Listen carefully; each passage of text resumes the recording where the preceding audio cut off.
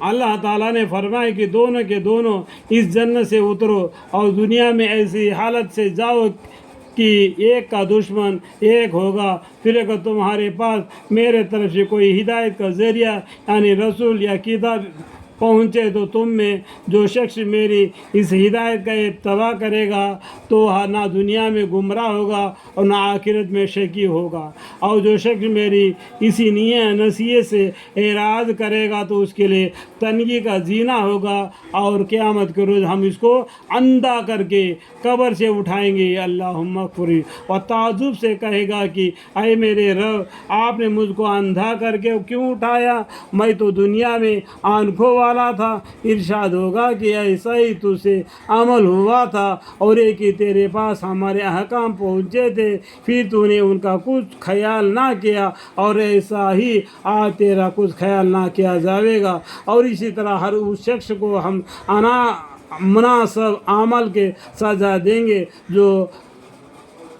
جدی اطاعت سے گزر جاوے اور رب کی آیتوں پر ایمان نہ لاوے، اور وہاں کا آخرت کا عذاب ہی بڑا سخت اور بڑا دیر پا۔ اللہم اغفر لی، کیا ان لوگوں کو اب تک اس سے بھی ہدایت نہیں ہوئی کہ ہم نے ان سے پہلے بہت سے گروہوں کو ہلاک کر چکے ہیں کہ ان میں سے بعض کے رہنے کے مقامات میں یہ لوگ چلتے پھرتے ہیں، اس میں تو اہل فہم کے لیے کافی دلائل موجود ہے۔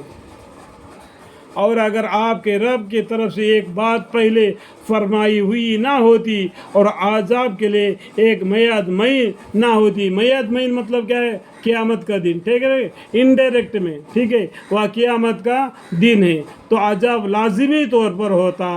سو جب عذاب کا آنا یقین ہے تو آپ ان کو کفر و ایذا باتوں پر صبر کیجئے، جو کفر کے باتیں تم کو دل کو درد پہنچانے کے باتیں کہتے ہیں تو اس پر آپ صبر کیجئے۔ اس سے پہلے جو پیغمبر آئے ان لوگوں پہ نہیں صبر کیا تھا، اسی طریقے سے آپ بھی صبر کیجئے، اور اپنے رب کے حمدوں کے ساتھ اس کی تسبیح کیجئے۔ اس میں نماز بھی آ گئی، آفتاب نکلنے سے پہلے مثلا نماز فجر، اور اسے غروب سے پہلے مثلا نماز ظہر اور عصر، اور اوقات شب میں بھی تسبیح کیا کیجئے، مثلا نماز مغرب اور عشاء، یہ پانچوں نمازیں آ گئے، اور ان کے اور دن کے اول آخر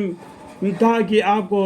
جو ثواب ملے اب اسے خوش ہو، یعنی صبح اٹھتے ہی قرآن کو پڑھو، عصر نماز اور مغرب کی نماز کے بیچ میں قرآن کو پڑھو، اللہ کا ذکر کرو، اور ہرگز ان چیزوں کی طرح آپ ان آنکھ کو اٹھا کر نہ دیکھے جن سے ہم نے ان کے کفار کے مختلف گروہوں کو ان کے آزمائش کے لیے مطمع کر رکھا ہے، اور ہماری دنیا زندگی کی رونق ہے، اس کے طرف آنکھ اٹھا کر بھی مت دیکھو۔ دو کافروں کو دو عیش و آرام دے رکھا ہے تو وہ دنیا کی رونق ہے، آخرت میں بالکل برباد ہو جائیں گے، نیک اعمال ہی کام آ جائیں گے، اور آپ کے رب کا عطیہ جو آخر میں ملے گا بدرجہ بہتر ہے اور دیر پا ہے۔ الحمدللہ۔